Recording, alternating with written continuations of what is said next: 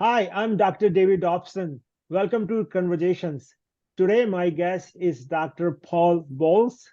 Paul is a professor in the Morrow College of Communication at Washington State University. I have invited Paul to share his remarkable 100 pounds weight loss journey. It's a great pleasure to have you with me today, Paul. Well, David, once again, the pleasure is all mine. Thank you so much for doing this very inspiring program.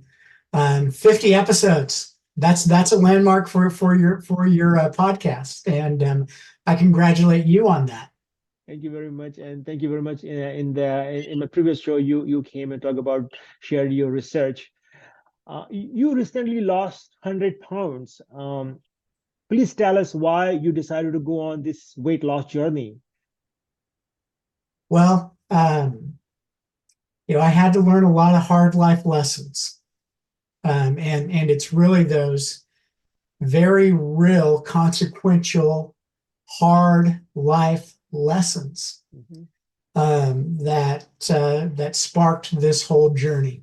mhm. Um, I'm kind of thick-headed, David, and stubborn, and I didn't start this effort until over 50. In fact, actually, I was in my early 50s when I started this very serious, committed journey. And so, I realized I finally woke up Mhm, and I realized what being unhealthy mhm, had taken from me. mm, Um, but I also, I think a big difference mhm, in this journey, mhm, specifically at this stage in life, mhm, is that I didn't beat myself up with that, mm, and rather was motivated and inspired mhm, to regain the joy mm, that I had previously when I was healthier. mhm, And that's really what sparked this, what I'm going to term my committed, lifelong committed mhm, journey. mhm. How did you go about losing the weight? Hmm. Well, of course, that's the holy grail right there, Yeah, um, for a whole lot of people. yeah. Um, so, Mhm, um, first thing I had to do, very first thing I had to do, mhm, mhm. was get a much more holistic Yeah, version yeah. of what health and well-being really is. Okay, And I throw that phrase well-being okay. onto health, Yeah. for a reason. Mhm, Um, you know, the US, mhm, in fact, I think large parts of, mhm, of, of modern developed societies mhm, has a huge obesity problem. In fact, that for decades that's been recognized mhm, as one of the major public health crises. mhm, Um, and a lot of the effort in that area mhm, is really zeroed in on physical health. mhm, And I think that makes sense practically. mhm, But, you know, I think truly living health and advancing well being mhm, means developing a much more holistic. And what I mean by holistic mhm, is realizing that health really encompasses mhm, obviously, it encompasses the physical. mhm, That's obvious. mhm, But it also encompasses in more deeper foundational ways mhm, the spiritual and the mental, mhm, whatever spiritual mhm, mhm, means to you and resonates with you. mhm, Um, and, in my own academic research, mhm, fundamental assumption is the assumption of an embodied mind, mhm, that who and what we are as human beings mhm. is embodied in, well, the body and the brain, Mhm. that the Yeah. whole human nervous system Mhm, is an information processing system, mhm, and physical health impacts that information processing system. Yeah, sorry to go geeky here for a minute. That's okay. But and um, and our mind and our spirit is embodied in that nervous system. And I think it really takes embracing a wellness and well-being perspective that integrates the physical, mental, and spiritual. That was the first thing I did and that really helped me deal with the most fundamental issue I personally had, was some very deep-rooted psychological demons that I had to wrestle with. And so first I had to make progress on the mental front and spiritual front. Then I felt like I had the discipline to gradually start implementing some lifestyle changes. And those lifestyle changes led to seeing gradually and slowly some physical benefits. And the physical benefits made the spiritual and mental changes easier to adopt, which then cycled around again to make some physical changes easier to adopt. Unlike a lot of people, and I'm not knocking this at all, because there's a lot of science that goes into very specific exercise and diet programs, and that's valid. However, and this is in no way is this going to work for everybody. But I didn't adopt any of that. Wow. And so in terms of practicals, I would say the most important practical change I adopted that has led to the most progress, that finally, quick side note, this has been a 6-year effort. Okay. Getting to the point I am today has been a 6-year journey. I think later on in this conversation we'll talk about some of the elements that supported me on that journey, that sparked that initial 6 years ago commitment. But I think that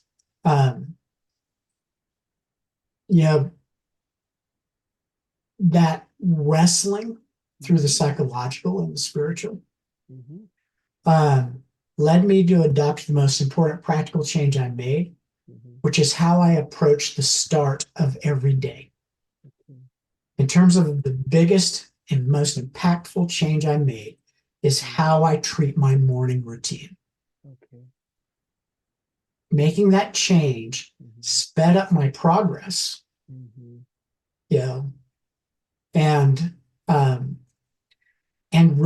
And got me to this 100-pound weight loss goal.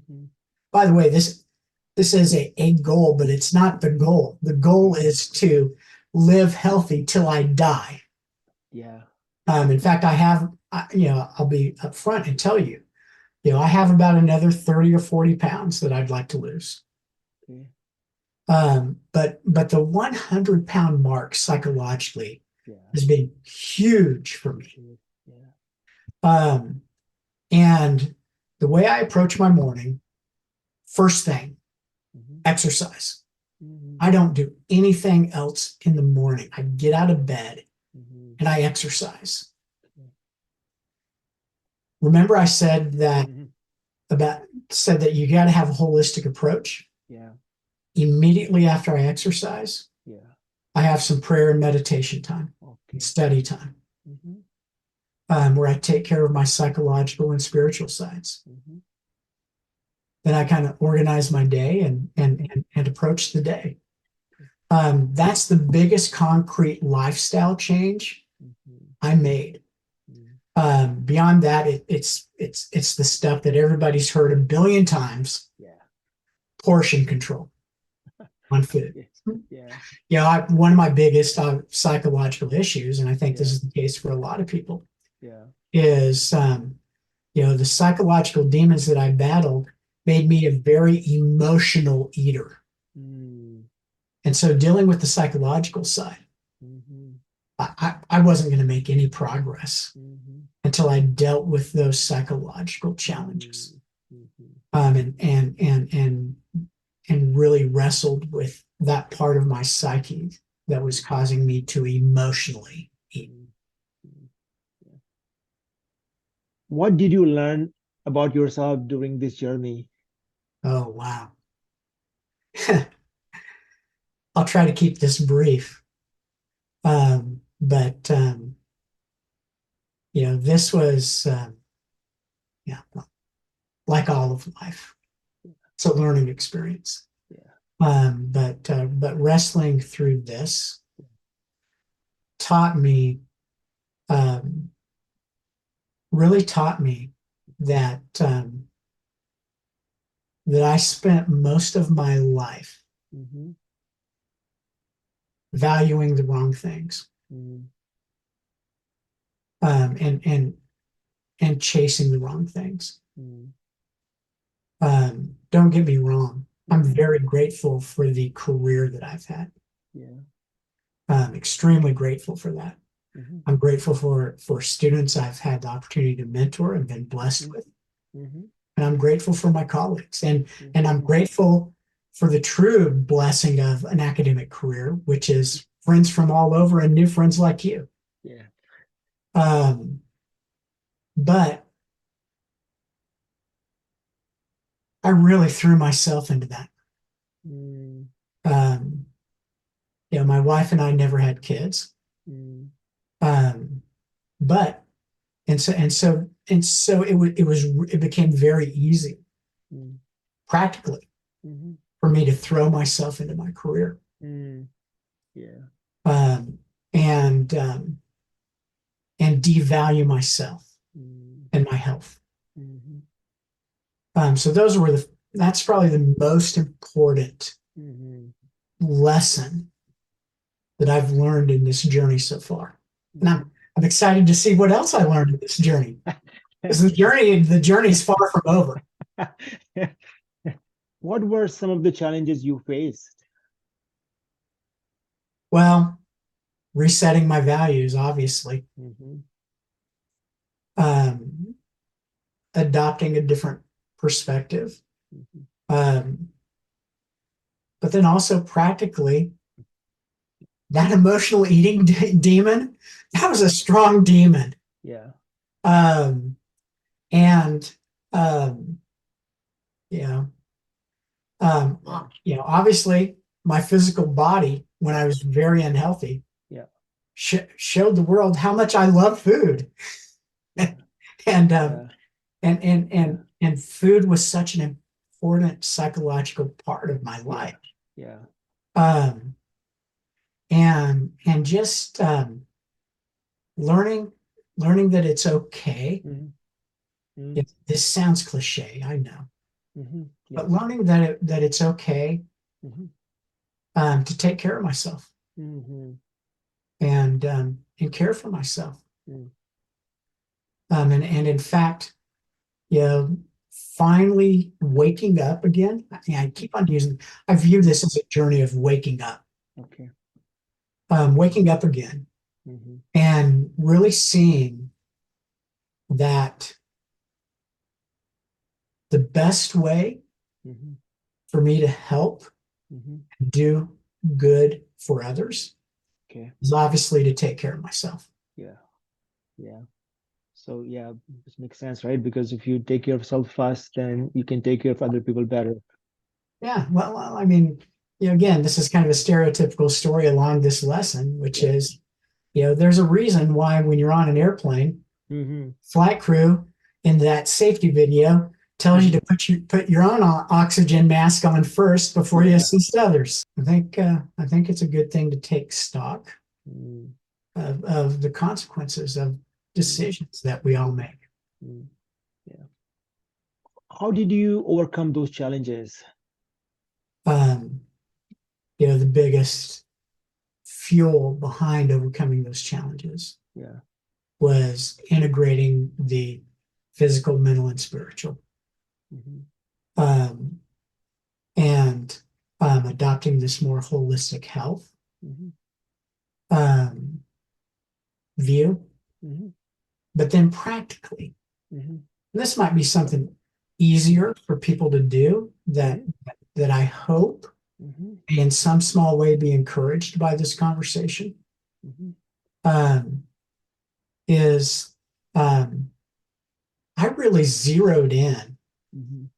on remembering the joy Mm. that I used to have Mm. in doing things that I used to be able to do. Mm. Um, and you know, I know your program involves a lot of research topics, Yeah. and a common concept, research concept in health communication research and persuasion Yeah. is gain frame versus loss frame. Yes. I'm a Yeah. gain frame guy. Um, that's what works for me. Yeah. Positive Uh, framing. is envisioning myself Yeah. very concretely, Yeah. experiencing the joy Yeah. that things I used to be able to do brought Yeah. me Yeah. when I was healthier. Yeah. Um, I talk about this being a continual rest of my life journey. Mhm. Um, of course, I have weight goals Yeah. Yeah. and very specific practical Yeah. things that I have to keep doing on a day-to-day basis. Uh-huh. But my goals also include um, joyful Yeah. goals. Like, for instance, Yeah. this Yeah. summer 2024, Mhm. people viewing, I want you and you, David, to Yeah. hold me accountable to this goal. My goal this summer, Yeah. and I'm somewhat embarrassed to admit this as a Montana boy, I Okay. never learned how to fly fish growing up Oh, really? in Okay. Montana Yeah. with world-class trout fishing rivers like Yeah. Yeah. 8 miles away from my hometown. Yeah. I never learned to fly fish. Okay. My goal this summer is to experiencing the awe-inspiring joy Yeah. of being on a Montana river Yeah. fly fishing. Nice. How did your family and social circle support you in your journey? Well, I figured we'd eventually get around to this, so I Yeah. mentioned this earlier. Okay. Um, might get a little emotional here. Hmm. Um, because um, the true, genuine inspiration Hmm. for this, what I'm now calling my lifetime commitment journey, Hmm. is the fact that I had two very important, crucial people in my corner. Hmm. Number one, my wife, Hmm. um, who for over 30 years has loved me unconditionally, saw good in me at my worst times in life. Um, and that was crucial to helping me overcome my psychological demons that I keep on mentioning. Hmm. The other is my best friend that is actually, we're not biological brothers, but we're brothers. Hmm. Um, that we became friends working together in commercial radio when I was a radio DJ. Um, Dave Vischer. Um, 6 years ago, yeah, told you this was a 6 year journey. Yeah. 6 years ago, he sends me a text Hmm. that basically said, we owe it to ourselves, we owe it to our wives, we Hmm. owe it to each other Hmm. to get healthier. Hmm. And he's been in my corner like my wife every single step of this journey. It's beautiful. And let me tell you, I know my ultimate hope, obviously, for this conversation is again to encourage others in some small way. Mm-hmm. And so if you're listening to this or viewing this, I know not everyone has that blessing of these long-term, truly committed partners and friends. Mm-hmm. Hear this from me. You're important. You're important in the world. The world needs you. I don't know who needs to hear this, but the world needs you. And taking care of yourself is number one in meeting that need. And if I can encourage you, I'll do my best. Paul, how do you plan to maintain your weight in the long term? Positive motivation, positive vision. That's it. That's the foundation. And then, it really comes down to the practical of being disciplined with my morning routine. Mm-hmm. I have to, in a very militant Mm-hmm. way, Mm-hmm. protect and follow that morning routine. Mm-hmm. Yeah. For others, it may not be the morning routine, Mm-hmm. but you need to find that space and time. Mm-hmm. For me, it's morning Mm-hmm. and the way I described my morning. Mm-hmm. It starts there. And just like building a house, if the foundation is flawed, the house falls. Yeah. And that's the foundation for me. So the most important thing is disciplined morning routine and positive vision. What is some practical advice you can provide to people wanting to lose weight? Well, yeah, I want to try and offer something that goes, that's in addition to the science. Mm-hmm. Mm-hmm. How to lose weight is one of the most written about and talked about topics Yeah. probably in existence. Yeah.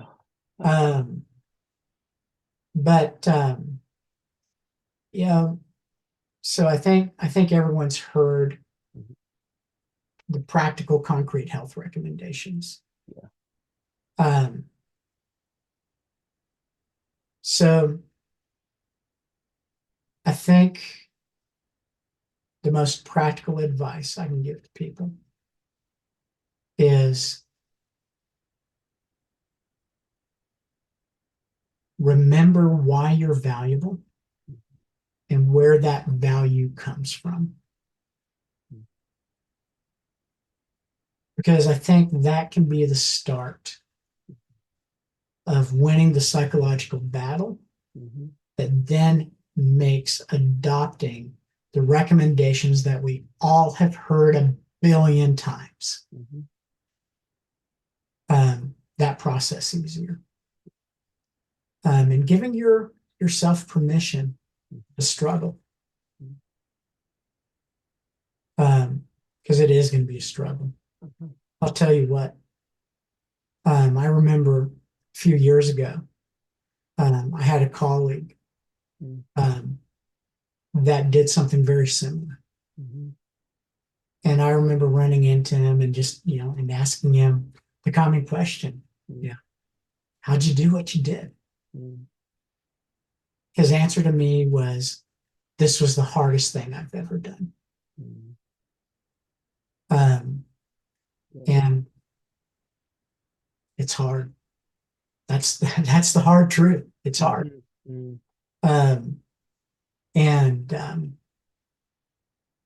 Over 6 years,